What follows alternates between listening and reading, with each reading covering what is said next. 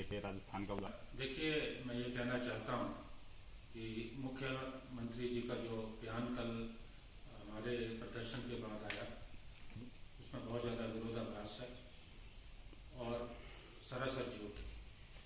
मैं ये कहना चाहता हूँ कि कल का हमारा जो प्रदर्शन था, हमने जो ज्ञापन भी मुख्यमंत्री जी को सौंपा, मुख्यतः हमने ये कहा था कि जो बाहर के राज्यों से हिमाचल में पर्यटक आ रहे हैं, क्योंकि सीमाओं पे हमारा जो आधारभूत ढांचा है वो बहुत ज़्यादा कमज़ोर है कि भारी संख्या में ऐसे लोग जो किसी बगैर प्रमाण पत्र के प्रदेश में प्रवेश कर रहे हैं और पकड़े जा रहे हैं।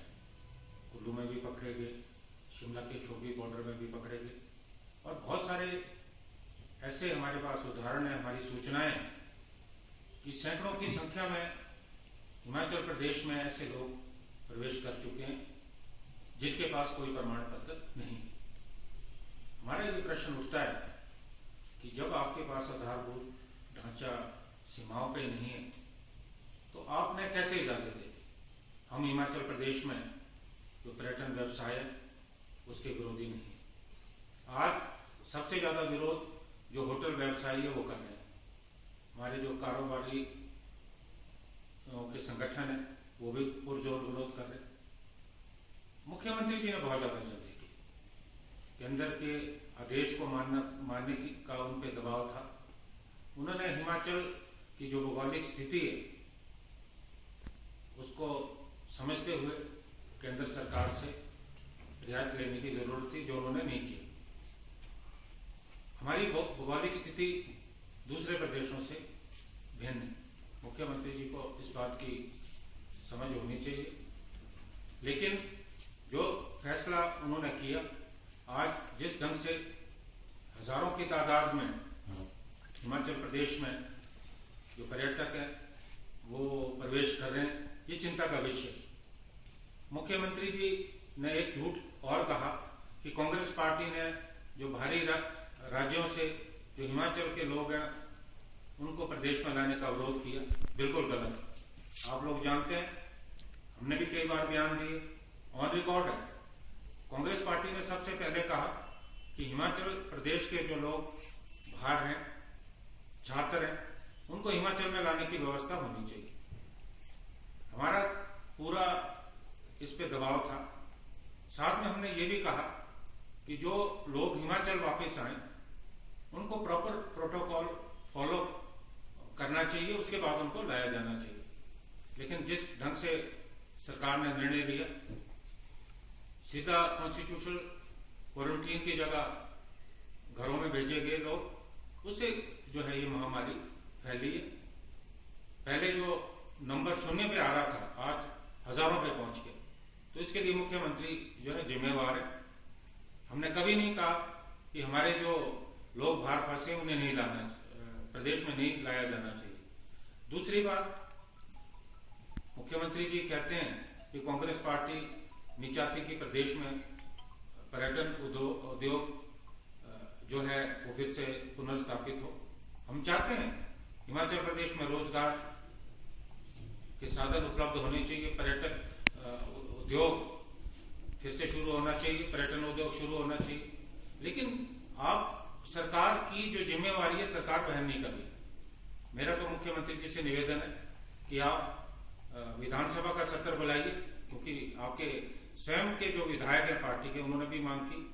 आप विधानसभा में चर्चा कीजिए, जो कारोबारी हैं उनको बुलाइए और कांग्रेस पार्टी की स्टेक होल्डर है उनको बुलाइए, इस पर चर्चा कीजिए।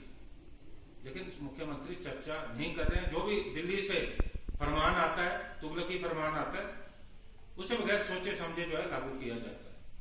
दूसरी बात, हमारी जो कुछ मांगे और है, जैसे जो प्रस्तावित बसों के किराए में बढ़ोतरी है, हमने कहा कि तुरंत प्रभाव से रोक लगनी चाहिए। बयान भी आया सरकार का कि अभी निर्णय नहीं कर रहे। अच्छी बात है, करेंगे तो हम जो है पुरजोर विरोध करेंगे। उस तरह से हमने कहा कि जो बिजली के किरायों में बढ़ोतरी, बिजली की दरों में बढ़ोतरी हुई है, वो भी जो है वापस लिया जाना चाहिए। जो कर्मचारी विरोधी फैसले हैं उनको भी सरकार को पुनर्विचार करना चाहिए। और सार्वजनिक वितरण व्यवस्था में जो इन्होंने लाखों परिवार बाहर किए, उनको भी शामिल किया जाना चाहिए। तो इन मांगों को लेकर हमने कल मुख्यमंत्री जी को जो है ज्ञापन सौंपा है। रही सोशल डिस्टेंसिंग की बात, तो इसमें भी सरकार विरोधाभास की स्थिति उत्पन्न कर रही है। मैं ये कहना चाहता हूं कि भारतीय जनता पार्टी के नेताओं के अगर कार्यक्रम देखो, वहां तो कोई सोशल डिस्टेंसिंग नहीं है। आप एक तरफ कहते हैं कि सोशल डिस्टेंसिंग केवल सड़कों में होनी चाहिए, जब बसों में बात आती है तो बसों में तो कोई सोशल डिस्टेंसिंग नहीं है। तो ये कैसा दोहरा मापदंड है? मैं तो ये कहता हूं कि सरकार पे, मुख्यमंत्री जी पे, परिवहन मंत्री पे तो FIR लॉन्च होनी चाहिए, क्योंकि उन्हीं का निर्णय। आज बसों में सोशल डिस्टेंसिंग नहीं है। आज 100% सवारियां बसों में बैठती हैं, लोग खड़े हैं, तो क्या सड़कों पे कोरोना होगा? और बसों में आप भीड़ भाड़ में बैठोगे, वहां कोरोना होने के कोई चांसेस नहीं। तो इस तरह की जो भ्रामक बयानबाजी, मिथ्या प्रचार, वो बंद होना चाहिए। और मुख्यमंत्री जी का पद बहुत बड़ा है, वो जो भी कहें पूरी जिम्मेवारी से कहें, ये मैं कहना चाहता हूँ।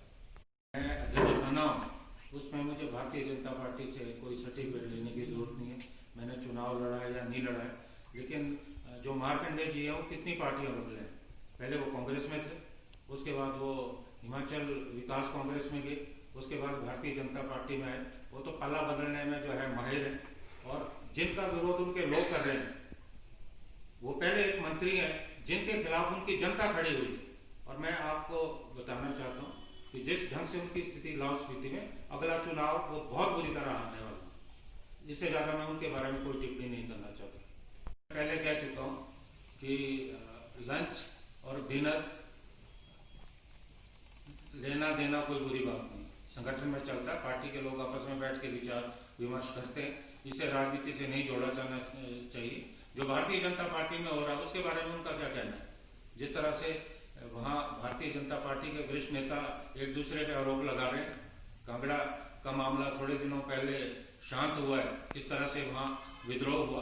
और अभी जो भारतीय जनता पार्टी की नई सांसद है इंदु गोस्वामी जी, उन्होंने स्पष्ट तौर पे जो भारतीय जनता पार्टी के संगठन से जुड़े लोगों पे आरोप लगाए हैं।